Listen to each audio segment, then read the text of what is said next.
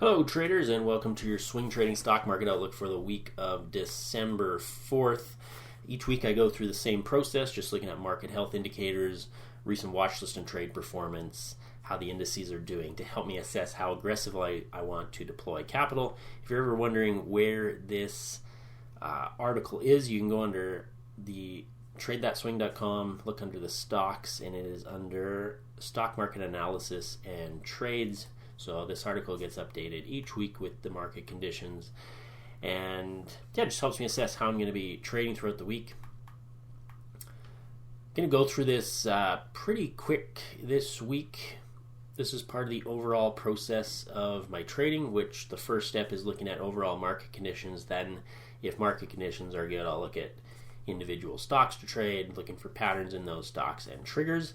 And that relates to these current watch lists. There's the best swing trading stocks list. This has actually been updated. I updated the last day of November, so this is actually best swing trading stocks list for December.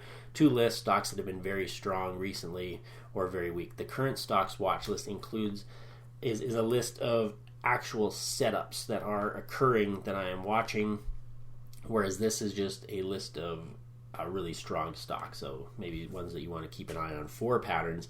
This is one that patterns are actually setting up in. Great performance lately. I have recently added in a earnings play for the last few weeks, so looking at earnings that have had really strong movement, and we're looking to play them after those earnings come out, and playing something called the drift, which happens after, where we can get these maybe a big move on the earnings, but we can continue to get big moves following those earnings. So that's been a very welcome addition. Many people are happy about that one, and they've been performing really well. Also have the best ETFs and best performing stocks you can check out. And if you're a little bit more longer term, you have the buy the dip stocks list, buy and hold stock list, and best long-term dividend stocks. Let's look at how the indices are performing in terms of their price action.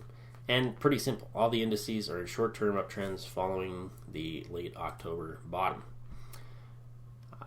I don't get too complicated with this. I look at, are we making higher swing highs, higher swing lows? We can see overall we are making lower swing lows over here on the Nasdaq, and we moved above that. We are making a much higher swing high here. NYSE running like crazy right now. Small caps running like crazy right now. S&P 500 at all-time highs. Actually, Nasdaq at all-time highs as well. S&P the TSX Composite. This is the Canadian index. Also, really sharp move up recently. Higher swing lows, higher swing highs since the October bottom. We have starting to clear above some of these other levels, moving back toward its highs as well. So really strong. We can see there's a bit of a discrepancy here in that the small caps are well below their all-time highs, but we are still in an uptrend. We're still moving in the right direction, which is what we want. You could say that the other indices are a little bit stronger than the small caps, but at least they're all moving in an upward direction. Makes it very easy. Basically, no matter what you've kind of bought in the last month, on average, most stocks are doing very well, as indicated by these indexes.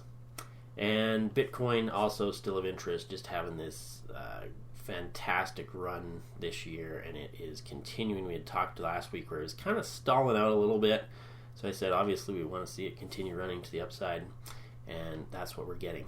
I also talked about gold and silver last week. You can check out that video on YouTube. Huge pattern setting up. And I said, you don't have to pay too much attention to it, because the stocks will start showing up on your scan list if they get strong. We are starting to see that. Gold actually had a great week last week, big surge. And so when we get down to the sectors, you'll start to see that popping through. So I won't talk about it again this week, but you can definitely check out that basically monster kind of generational pattern going on. Check out that video. I'll post it in the comments to this video. State of the market health indicators. These are things that tell how the overall stock market is doing underneath kind of just looking at the price action. So we can run through all of these. This is the number of stocks above their 50-day moving average. So it's not the index, whether it's above its 50-day moving average. This is all the stocks. So 85% of S&P 500 stocks are above their 50-day moving average. 74% of all U.S. stocks are above their 50-day moving average. A very crude measure of whether stocks are in uptrends or not. And it's generally going to be much easier to make money buying when most stocks are in uptrends. And that's what we're seeing right now. Really good market conditions for stocks in uptrends right now. Volume not super important to me, but you can see big surge coming in on this last little breakout higher again on Friday. This one shows daily average movement of the daily movement of the S&P 500 as a percentage, and -2 way down here at the bottom is more indicative of downtrends. You can see during this downtrend in 2022, we're often hitting those 2% down days. After March, this was a little choppy in here, still not a super clear uptrend, but once we started running, we have not had any of those 2% down days. So that's a happy phase two. We're just getting smaller movement, which is more indicative of an uptrend. And coming out of these lows, we had some pretty big movement on kind of near the bottoming. So that's okay. They were to the upside. We have not had any big downside days. This is the advance decline line of the NYSE. It's basically advancing stocks minus declining stocks as a cumulative number. And it is trending up recently along with the S&P. So not really giving us too much information, just basically confirming what the indices are doing. This is up volume divided by total volume. Just gives us an indication of buying enthusiasm. And I'm really only mostly care about, especially in an uptrend, this little area up here where I've marked off the black lines. That means 80 or 90% upside volume, meaning 80% or 90% or more of all the volume that occurred in stocks that day was in stocks that moved to the upside. Shows extreme enthusiasm, and you can see through November here, and I think that was December 1st. We're up in this 80-90% range, really strong enthusiasm. We can also look at the downside when we have 10% upside volume. That means things are very bearish. That means very little volume occurred in stocks that moved to the upside. We have not had any of those type days. You can see we're all above this lower line for the last quite a while. So those all favorable for the stock market right now. That does not mean these indicators are what is going on right now. That is what I trade based on. I am not trying to predict the future here. If conditions are good, I trade.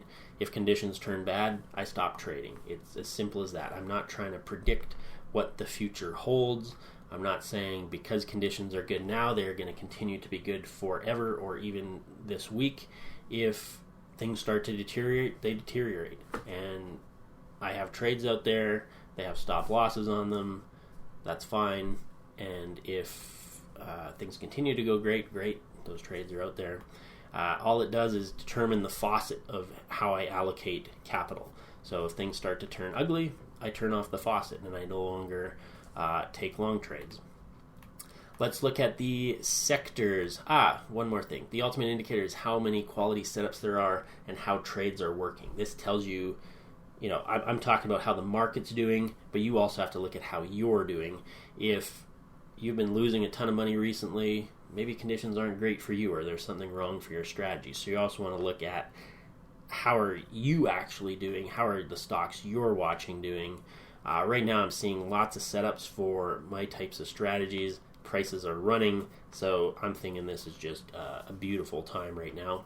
But you'd also want to do that personal assessment based on how you're doing and based on the stocks you're watching. Sectors on the move. I don't typically look at utility and consumer defensive just because they don't move as much. They don't typically show up on my scan lists too much because they're not really big movers. This is pretty much everything. Doing pretty well over the last month since this rally began. So not too much energy, a tiny bit weaker over the last week and the last month. But other than that, It was more just a matter of did you make a lot or a little bit, but pretty much anything did pretty well the last month. Real estate really strong recently, top weekly performer, top monthly performer by a decent margin. I'd also talk briefly about gold running. We're starting to see that basic materials, which is what gold stocks are classified in, second top performer over the last week. We're also seeing it creep up here on the monthly, really strong. You can see a lot of these, sometimes we get too focused on just what's right at the top, but you can also look at the differences from basically the middle up. Real estate a little bit stronger than the others, technology a little bit stronger than the others, but these are all pretty much perform the same. From consumer cyclicals, they're all of about 10% if you're kind of looking at the ETFs or the sectors overall. So these are all really strong performers from the middle up. Over the last 3 months, technology, financial, communication services, they got a little bit of a bump down this week, but that could just be one big stock or something took a hit. So I wouldn't totally eliminate that sector. Again, pretty much everything doing fairly well at this point. And basic materials, again, in the kind of upper half over the 3 months. Real estate a little lower, but it has been really strong recently. So there's a lot to watch at the moment, and as I say every week, this is not a requirement. Looking at sectors, I don't find it super important. It's more just if you're really crammed for scanning time, you may want to just look at a few strong sectors as opposed to going through your entire scan list, which looks at all the sectors, all the strong stocks. So it just gives, it might narrow your list down from, if you're scanning for like 150 and then you put in a few specific sectors, maybe it drops it down to 70 or 80 stocks you have to go through. So it's more of a scanning filter as opposed to something I am highly reliant on. So what am I doing right now? Well, I'm deploying capital along swing trades. As I've just discussed, conditions are really good for the style of trading I am doing. I'm also day trading as always and passively investing. So if you come to this article, you can check out those, how those are done here. But I hope you have a great trading week out there. And until next time, happy trading.